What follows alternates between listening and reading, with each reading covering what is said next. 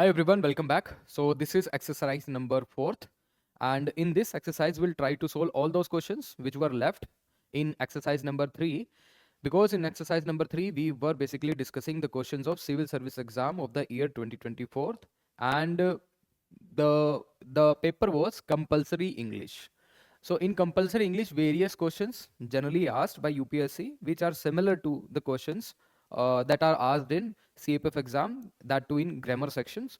So I would discuss today the questions in those questions where you need to rewrite the whole sentence after following a certain direction that is given to you. Like in this type of question, you need to follow that direction.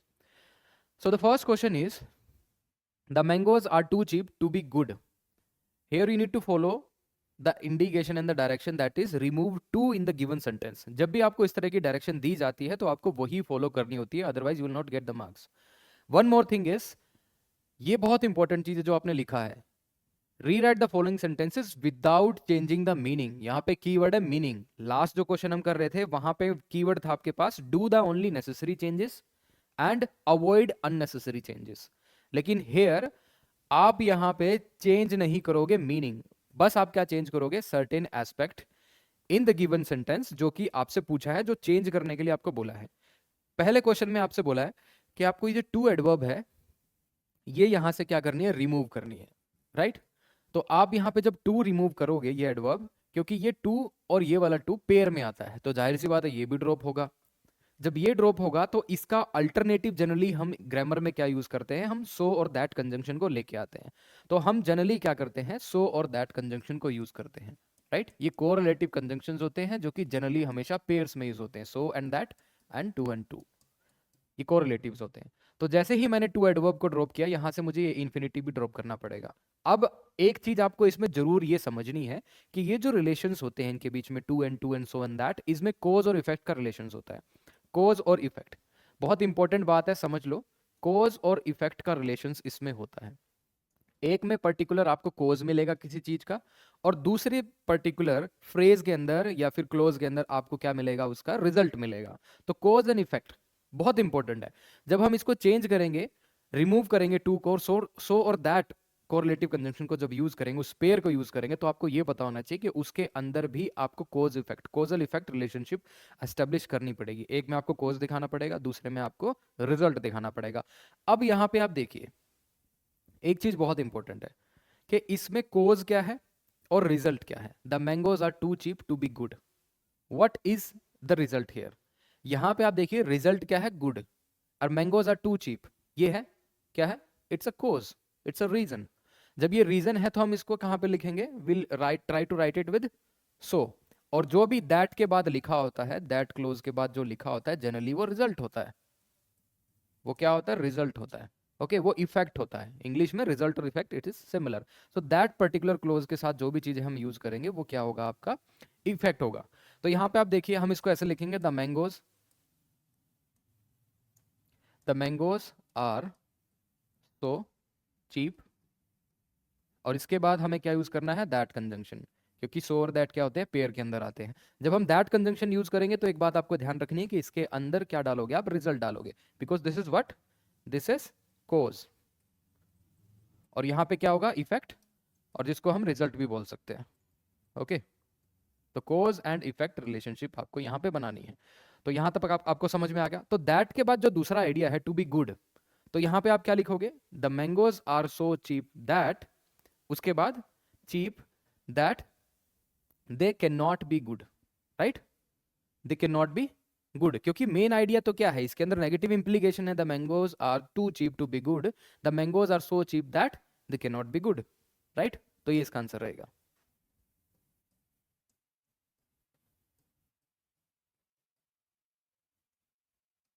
Okay तो next देखते हैं. So the next question is, the French surrendered, the French surrendered Quebec, एक city का नाम है, to the English in 1759. आपको direction दी गई, आपको वॉइस चेंज करनी है, और मैंने आपको बताया था व्हेनेवर आपसे पूछा जाएगा कि आपको वॉइस चेंज करनी है तो दो चीजें कभी चेंज नहीं होंगी. First is the meaning of the sentence, second thing is the tense. Meaning और टेंस के अंदर कोई चेंज नहीं आएगा. Meaning of the given sentence plus tense of the given sentence कोई चेंज नहीं आएगा जब आप वॉइस चेंज करोगे। इसके अंदर टेंस क्या है, वर्ब की second form, that means it's a past indefinite tense. दूसरी चीज इसका मीनिंग क्या है, the French surrendered Quebec to the English in 1759। Only thing that would be changed is the what, इधर सब्जेक्ट एंड ऑब्जेक्ट दोनों replace हो जाएंगे और जो वर्ब है वो आपकी पैसिव फॉर्म में चली जाएगी। आप वहां पे बी का यूज करोगे, बी की फॉर्म का यूज करोगे। अब यहाँ पे आप देखिए, try to identify the subject, subject कौन है, फ्रेंच, और ये डूअर भी है। और इसके बाद आप देखो सरेंडर्ड क्यूबेक, ओके, क्यूबेक क्या है, ऑब्जेक्ट है जिसने एक्शन को रिसीव किया है। अब हम क्या करेंगे, इस क्यूबेक को हम सब्जेक्ट बना देंगे, राइट, क्यूबेक। अब सरेंडर्ड वर्ब हमारी क्या है, पास्ट इंडेफिनिट टेंस। तो पास्ट इंडेफिनिट टेंस के हिसाब से हम वॉज और वर ही यूज कर पाएंगे। लेकिन क्यूबेक क्या है, ये जनरली सिंगुलर सब्जेक्ट है, तो इसके लिए हम वर्ब यूज करेंगे, वो वॉज यूज करेंगे ना कि वर। सो वॉज जो है बी की फॉर्म होगी, उसके साथ आपको वर्ब की थर्ड फॉर्म यूज करनी पड़ेगी ताकि आप उसको पैसिव बना पाओ। ये बहुत इंपॉर्टेंट चीज है, right. So Quebec was surrendered, ये बी की फॉर्म है और ये वर्ब की थर्ड फॉर्म है, और इसको हम बोलते हैं पैसिव कंस्ट्रक्शन। ओके, ये पैसिव वॉइस कहलाती है। So Quebec was surrendered to the English in 1759। या तो आप इसको ऐसे लिखो, the Quebec was surrendered by French,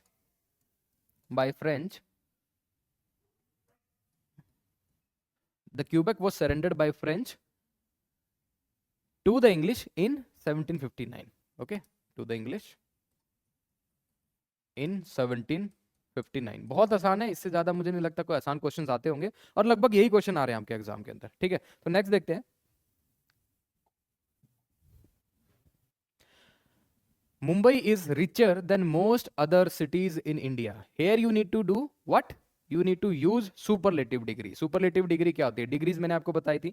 degree क्या करती है, हम उसमें पर्टिकुलर एक, we generally try to find out कि उसके अंदर कितना अमाउंट है उस चीज का, उस डिग्री का। अगर कोई बुरा है तो कितना बुरा है, राइट, अगर कोई अच्छा ही है तो वो कितना अच्छा है। तो whenever we try to describe कि उसके अंदर वो कितनी डिग्री है, कितने अमाउंट में है, तब हम इन डिग्रीज का यूज करते हैं। और डिग्रीज एडवर्ब और एडजेक्टिव दोनों में होते हैं, ये बात ध्यान रखना। और डिग्रीज तीन टाइप की होती है, एक होती है पॉजिटिव डिग्री, एक होती है आपकी कंपैरेटिव, और एक होती है आपकी सुपरलेटिव डिग्री। पॉजिटिव डिग्री जो है कंपेयर करने के लिए नहीं होती, वो सिर्फ डिस्क्राइब करती है। कंपैरेटिव डिग्री कंपेयर करती है एक को या तो दूसरे के साथ या फिर ज्यादा number of people, more than two, okay, तब हम कंपैरेटिव यूज करते हैं। जब हम सुपरलेटिव डिग्री यूज करते हैं तो वन वर्सेस ऑल का कंपैरिजन होता है इसके अंदर, जितने भी हैं सब के साथ, वन वर्सेस ऑल। यहाँ पे आपसे पूछा है कि सुपरलेटिव डिग्री के अंदर आपको चेंज करना है। गिवन सेंटेंस किसके अंदर है, कंपैरेटिव, क्योंकि यहाँ पे देखोगे कंपैरेटिव डिग्री यूज हुई है और उसके साथ देन कंजंक्शन यूज किया गया है, जो कि कंजंक्शन ऑफ अ कंपैरिजन है। तो आपको ये देखना है कि Mumbai is richer than most other cities in India, तो आपको ये डिग्री तो ड्रॉप करनी पड़ेगी, जाहिर सी बात है। सुपरलेटिव डिग्री क्या होती है, द रिचेस्ट। अब जब द रिचेस्ट है तो आपको ये भी बताना पड़ेगा किससे रिचर है। इस केस के अंदर बोला है कि मुंबई जो रिचर है most other cities in India. Most other cities India जो है ये यहाँ पे डिस्क्राइब नहीं किया गया कि कितनी सिटीज हैं, लेकिन generally in general sense they are saying most other cities in India, उनसे मुंबई जो है रिचर है। लेकिन स्पेसिफाई नहीं किया है कि पूरी की पूरी जितनी भी सिटीज इंडिया के अंदर वो। लेकिन जब हम द रिचेस्ट यूज करेंगे तो वहां पे हम स्पेसिफाई करेंगे कि इंडिया के अंदर जितनी भी सिटीज है उसमें Mumbai is one of the richest, Mumbai is one of the richest. अब यहां पे देखिए, मुंबई, ये वन ऑफ द आपको जरूर यूज करना है यहाँ पे, Mumbai is one of the richest cities in India, right. तो Mumbai is one of the richest cities in India. ये हो गया हमारी सुपरलेटिव डिग्री। तो वन ऑफ का कंस्ट्रक्शन यूज करना है, उसके बाद ये आपने सुपरलेटिव डिग्री को यूज कर लिया, राइट। नेक्स्ट देखते हैं, what though we happen to be late. उसके बाद क्वेश्चन मार्क लिखा है और फिर आपको बोला कि change this particular sentence into an assertive sentence. ध्यान से देखो, असर्टिव सेंटेंस का मतलब क्या होता है, असर्टिव सेंटेंस का मतलब होता है कोई स्टेटमेंट, ओके, कोई general statement. It doesn't matter वो असर्टिव स्टेटमेंट जो है वो पॉजिटिव भी हो सकती है और वो नेगेटिव भी हो सकती है। अगर आप उसमें नोट का यूज करोगे तो नेगेटिव होगी, अगर आप उसमें कोई ऐसी चीज यूज करोगे जो कि पॉजिटिव, वो पॉजिटिव स्टेटमेंट होगी, जिसको हम अफर्मेटिव भी बोलते हैं। तो असर्टिव के अंदर दो चीजें होती है, नेगेटिव भी, नेगेटिव स्टेटमेंट, पॉजिटिव स्टेटमेंट। तो assertive is a statement, right. अब इसमें यह बोला है कि गिवन सेंटेंस को असर्टिव के अंदर चेंज करो, लेकिन आपको यह समझ में आना चाहिए गिवन सेंटेंस क्या है। गिवन सेंटेंस है इंटरोगेटिव। इंटरोगेटिव है, लास्ट में क्वेश्चन मार्क लिखा है क्योंकि यहाँ पे लिखा है व्हाट थॉट। इस व्हाट थॉट का मतलब क्या होता है, इस व्हाट थॉट का मतलब क्या होता है, एक फ्रेज होती है what thought, okay. What thought एक फ्रेज होती है ओके, किस लिए यूज करते हैं हम? जैसे हम इसमें हम देखें, व्हाट थॉट एक फ्रेज होती है जिसका मतलब होता है what is it if. Okay, इसका मतलब ये होता है। तो व्हाट इज इट इफ, इसका जब ये मतलब होता है तो हम इसको क्या करेंगे, इसको ड्रॉप करेंगे, क्योंकि ये जनरली किसी भी सेंटेंस को इंटेरोगेटिव बनाने के लिए यूज होती है, right?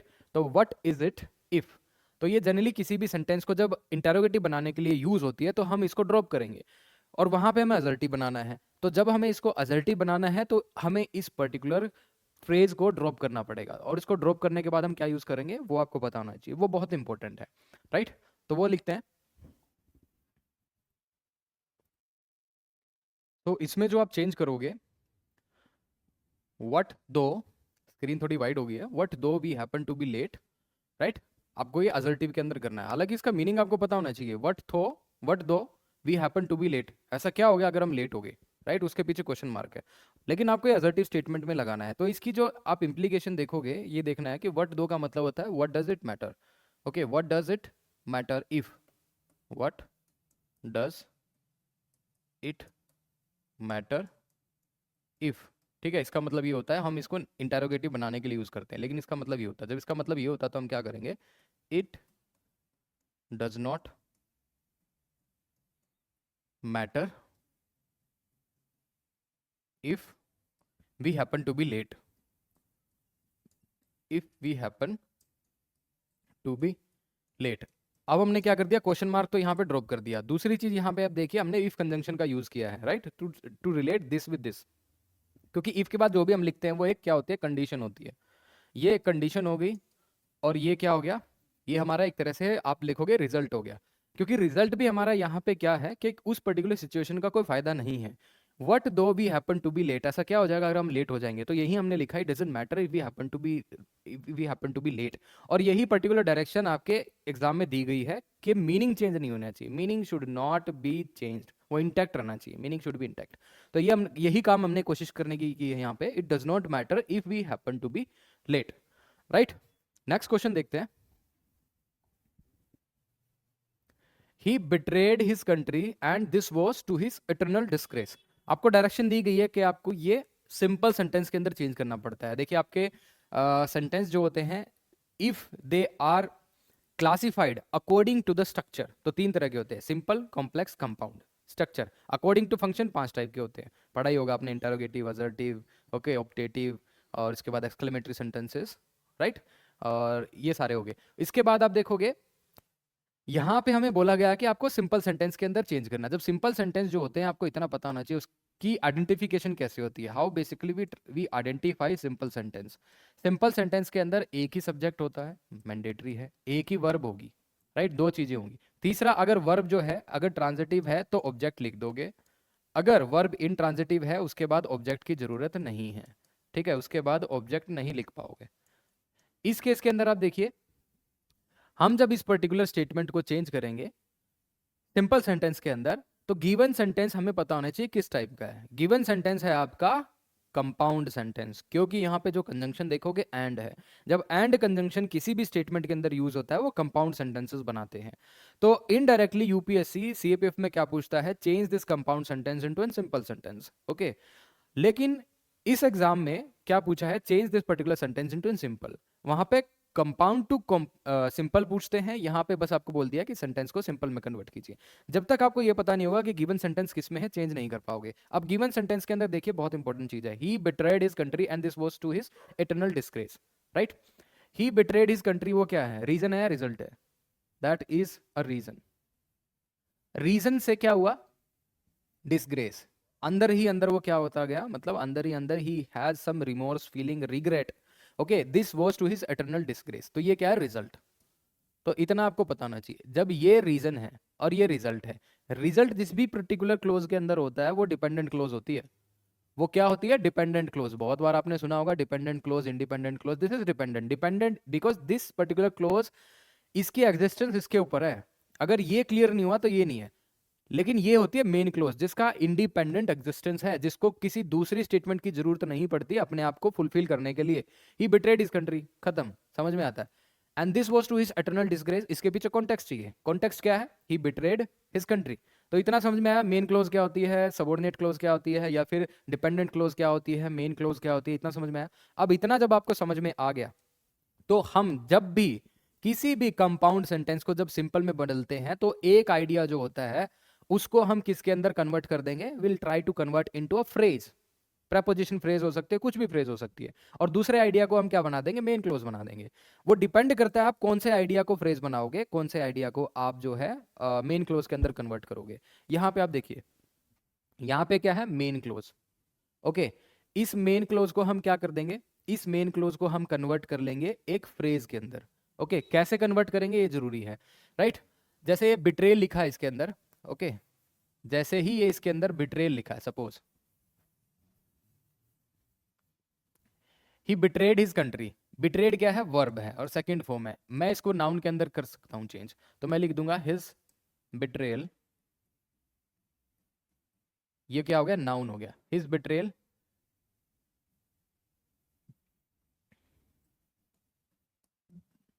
Of his country, his betrayal of his country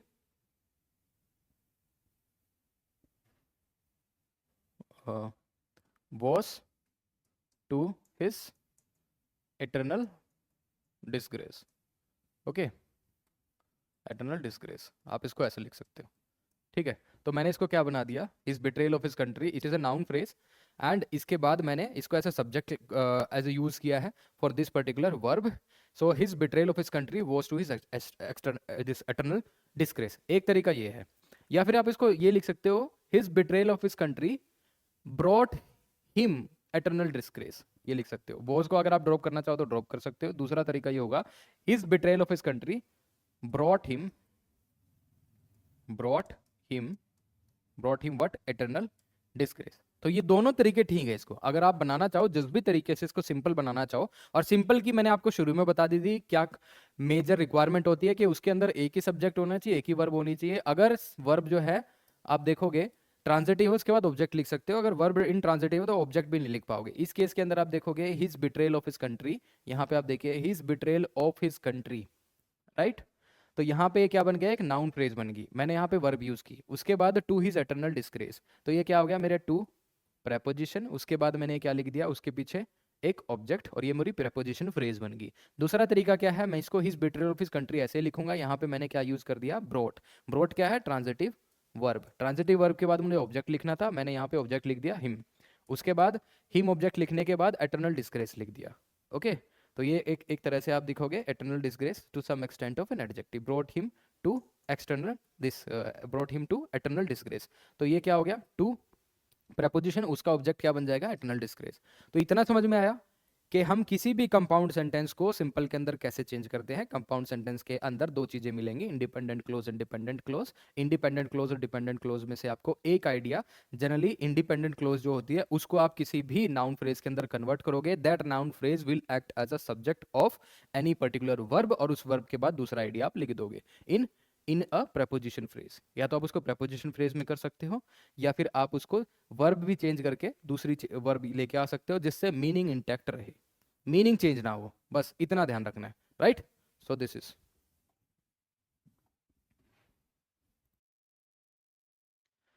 so the next question is, I spent 2 days in Cox's Bazar. It is one of the most attractive sports in Bangladesh.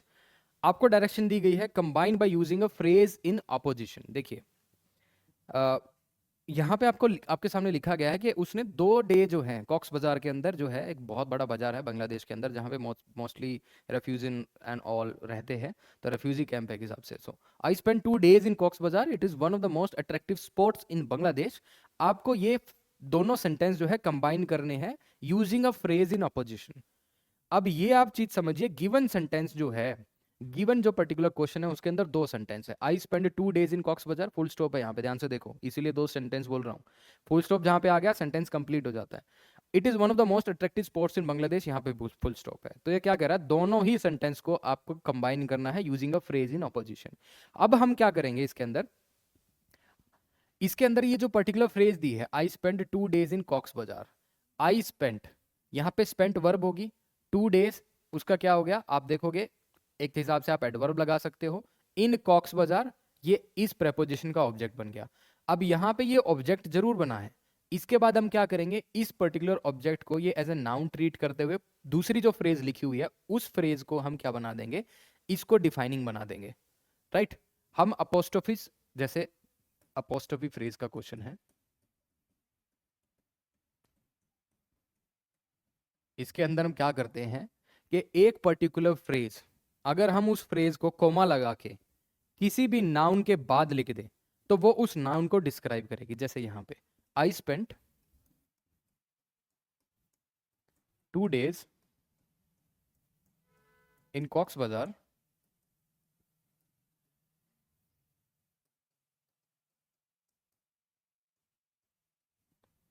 इसके बाद मैंने coma लगाया और उसके बाद मैं क्या करूंगा, फ्रेज लिखनी है, क्योंकि फ्रेज लिखनी है तो इट प्रोनाउन की जरूरत नहीं है, वो रिडंडेंट हो जाएगा। जब ये इट प्रोनाउन की जरूरत नहीं है तो उसके बाद मुझे वर्ब की भी जरूरत नहीं है। तो यहाँ पे क्या लिखूंगा मैं, direct one of the most attractive sports in Bangladesh, one of the most attractive sports in Bangladesh. अब एक बात ध्यान से सुनो, ये क्या है, नाउन, और इसके बाद मैंने क्या लिख दिया, एक फ्रेज लिख दी जो कि क्या बोलते हैं, अपोस्ट्रोफिक फ्रेज। अब ये अपोस्ट्रोफिक फ्रेज जो होती है, ये किसी भी नाउन के बाद जब आप लिखोगे तो वो उसको डिस्क्राइब करेगा। अब कॉक्स बाजार की एक पर्टिकुलर डिस्क्रिप्शन है कि one of the most attractive sports in Bangladesh, उसका मतलब ये हुआ। इतना समझ में आया आपको? So I spend 2 days in Cox's Bazar, one of the most attractive sports in Bangladesh. आपको ये देखना होगा, जब भी मैं उसके बाद कोमा लिख के, उस नाउन के बाद लिख के एक फ्रेज लिखूंगा, वो किसका डिस्क्रिप्शन होगा, उस नाउन का डिस्क्रिप्शन होगा, और यही डिमांड है इसकी।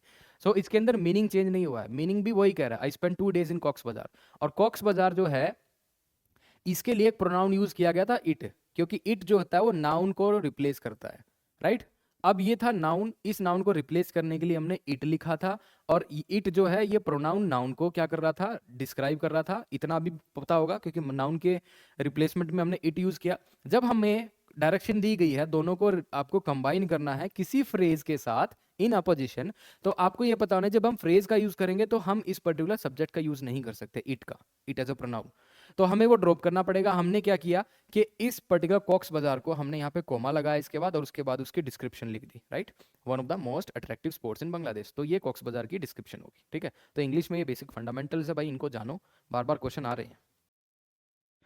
So the next question is, the soldiers arrived, the mob dispersed. आपको दोनों सेंटेंसेस जो हैं नॉमिनेट एब्सोल्यूट कंस्ट्रक्शन की मदद से कंबाइन करने हैं। ये नॉमिनेटिव एब्सोल्यूट कंस्ट्रक्शंस क्या होते हैं? तो नॉमिनेटिव एब्सोल्यूट कंस्ट्रक्शन जो होते हैं, ये आप देखोगे एक तरह से ये पार्टिसिपल फ्रेज होती है, पार्टिसिपल, ओके। एक पार्टिसिपल होता है, काम क्या करता है ये एक मॉडिफायर है, it act as a modifier, ये मॉडिफाई करता है। मॉडिफाई क्या करेगा, किसको करेगा, ये भी बता देता हूं। सेंटेंस के अंदर पहला जो आइडिया होता है, जो इंडिपेंडेंट क्लोज होती है, उसको मॉडिफाई करता है। अब ये मॉडिफायर जो है क्या क्या काम करते हैं मॉडिफाई का, कि सेंटेंस के अंदर कोई भी चीज अगर आपको ये करनी है, कोई भी चीज का आपको डिस्क्रिप्शन देना है, किसी भी टाइम का आपको बताना है कि कौन से टाइम हुआ था, कोई प्लेस के बारे में बताना होता है, या फिर एक चीज आपको ये बतानी होती है कि कॉज और इफेक्ट रिलेशनशिप एस्टेब्लिश करनी होती है, तो 3-4 चीजें ये काम करेगा कि this nominative absolute phrase, first of all it would be in participle, ये पार्टिसिपल होगा और परफेक्ट पार्टिसिपल होगा। ये एक मॉडिफायर की तरह काम करेगा, और मॉडिफायर क्या काम करेगा इसके अंदर, to basically telling about any sequence of event, any circumstances, किसी भी सर्कमस्टांस को क्या कर सकता है, वो एक्सप्लेन कर सकता है, किसी कॉज और इफेक्ट रिलेशनशिप्स को भी बता सकता है, ठीक है, किसी के टाइम के बारे में बता सकता है। इतना समझ में आया? अब इसके अंदर दो आइडिया हैं, the soldiers arrived, the mob dispersed. तो मैंने आपको बोला कि जनरली पहला आइडिया जो होता है, जो पहले हो चुका होता है, फर्स्ट सीक्वेंस, सोल्जर्स पहले आए, उसके बाद जो है मॉब डिस्पर्स्ड होगी, भीड़ भाग गई। तो पहला आइडिया जो पहले हुआ पास्ट में, उसको हमें पार्टिसिपल के अंदर लिखना है, और वो भी किस पार्टिसिपल के अंदर, परफेक्ट पार्टिसिपल, ओके। जब हम उसको परफेक्ट पार्टिसिपल के अंदर लिखेंगे तो ये देखो, the soldiers having arrived,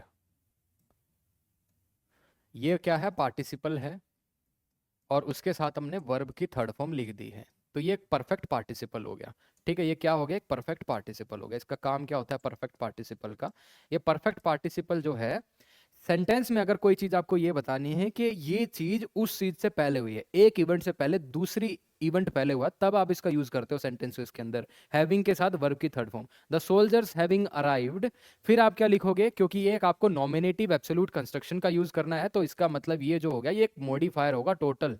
this would be a modifier, जो मैंने आपको शुरू में बताया। ये मॉडिफाई किसको करेगा, ये मॉडिफायर है और एक कोज और इफेक्ट का रिलेशनशिप बताएगा। इनमें से कौन सा काम करेगा, ये कोज और इफेक्ट का।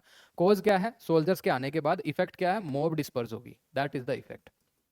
अब इन दोनों को जोड़ेंगे कैसे, द सोल्जर्स हैविंग अराइव्ड, मैंने यहाँ पे कोमा लगाया है, ओके ये होता है एक addition to the statement. The soldiers having arrived, the mob dispersed, right, the mob dispersed. तो ये आपका आंसर हो जाएगा। समझ में आ गया कि नॉमिनेटिव एब्सोल्यूट कंस्ट्रक्शंस क्या होते हैं, these act like a modifier, and काम क्या होता है सेंटेंस के अंदर, कोई कॉज और इफेक्ट रिलेशनशिप बताना, सीक्वेंस बताना टाइम्स का। तो इसके बीच में मैंने बता दिया सीक्वेंस क्या है, कि ये एक्शन इस एक्शन से पहले हुआ है, सोल्जर्स का आना मोब के जो डिस्पर्स होने के एक्शन से है पहले हुआ था, उसीलिए मैंने इसको परफेक्ट पार्टिसिपल में लिखा। परफेक्ट पार्टिसिपल जो है मॉडिफायर का काम करेगा, मॉडिफायर जो है यहाँ पे क्या देगा, बताएगा कोज और इफेक्ट रिलेशनशिप को, ये कोज है ये इफेक्ट है, मतलब ये रिजल्ट है और ये क्या है, कोज है, ये सीक्वेंस हुआ था पहले, ठीक है। नेक्स्ट देखते हैं। Newton discovered that the force of gravitation made apples fall, आपको ये लिखना है सीक्वेंस ऑफ टेंसेस।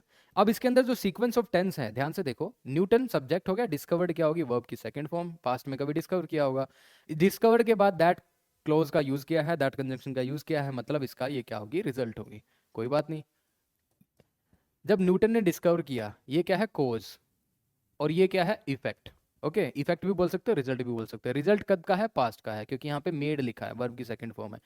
कोज भी पास्ट में है, रिजल्ट भी पास्ट में है, तो ये ठीक है, इसमें कोई ऐसी प्रॉब्लम नहीं है कि Newton discovered that the force of gravitation made apples fall, इसमें कोई प्रॉब्लम नहीं, न्यूटन ने पास में डिस्कवर्ड किया और उसके बाद उन्होंने ग्रेविटेशन जो कंसेप्ट है उसको भी डिस्कवर्ड किया पास्ट के अंदर ही। लेकिन इसके अंदर एक चीज ये है कि कोई भी चीज अगर यूनिवर्सल ट्रूथ है और आज भी वो सच है, तो आप उसको जनरल प्रेजेंट इंडेफिनिट टेंस के अंदर लिखते हो। तो यहाँ पे अगर आप इसको बेटर करेक्शन के लिए, बेटर अंडरस्टैंडिंग के लिए, आप इंग्लिश में अगर इसको मेक लिखना चाहो तो लिख सकते हो, हालांकि सेंटेंस ठीक है, सेंटेंस ठीक है, लेकिन यूनिवर्सल ट्रूथ को हम क्या है, प्रेजेंट इंडेफिनिट टेंस के अंदर लिखते हैं, जो कि universal truth any situation, any circumstances, past, future, present, हमेशा ही ट्रूथ हो, तो आप उसको किसके अंदर लिखोगे, प्रेजेंट इंडेफिनिट टेंस के अंदर, राइट।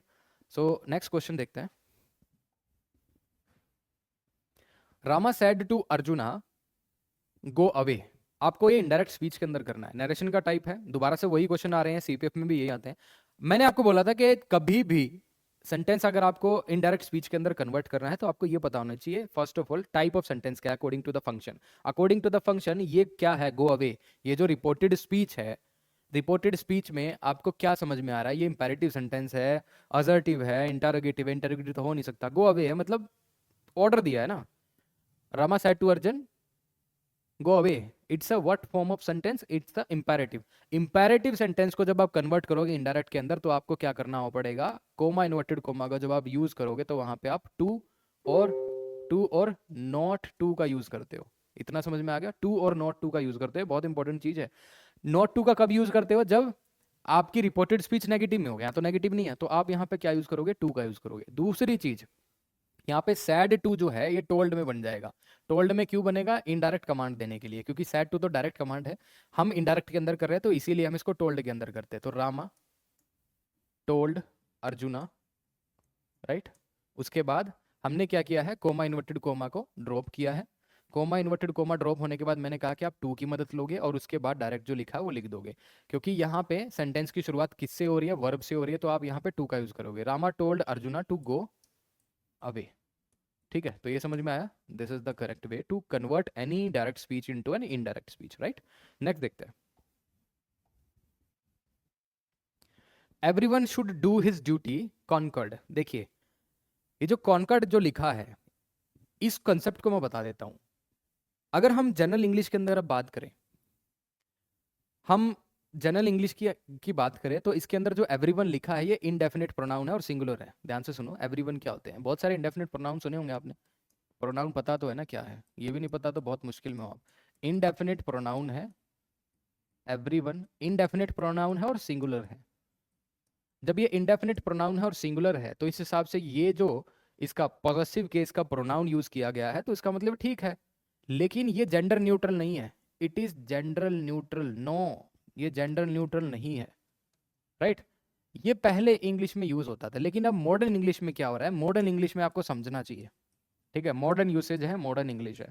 सो मॉडर्न इंग्लिश में मॉडर्न यूसेज है, मॉडर्न इंग्लिश में क्या कर रहे हैं हम कि एवरीवन के साथ since is a indefinite pronoun, हमें नहीं पता कौन है एवरीवन, किसकी बात हो रही है, इसके अंदर मेल है, फीमेल है, मैन है, वीमेन है, किसके बारे में बात कर रहे हो। तो अगर हमें यही नहीं पता कि प्रोनाउन क्या है, we are not sure about it, क्योंकि इंडेफिनिट है, जब हमें यही नहीं पता तो यहाँ पे आपने हिज का यूज क्यों किया। पहले होता था क्योंकि हिज जो है जेनरिक तरीके से हम यूज करते थे, लेकिन आज के टाइम में क्योंकि फेमिनिज्म, बहुत सारी मॉडर्निटी भी है, तो मॉडर्न इंग्लिश के अंदर हम क्या करते हैं, हिज की जगह क्या यूज करते हैं, देयर। देयर आप कहोगे सर प्लूरल है, राइट। आप लोगों को बोलना चाहिए कि एवरीवन सिंगुलर है, तो उसके लिए जो प्रोनाउन यूज होगा पॉजिटिव केस का, वो सर आप यहाँ पे प्लूरल कैसे यूज कर रहे हो, वो भी सिंगुलर होना चाहिए।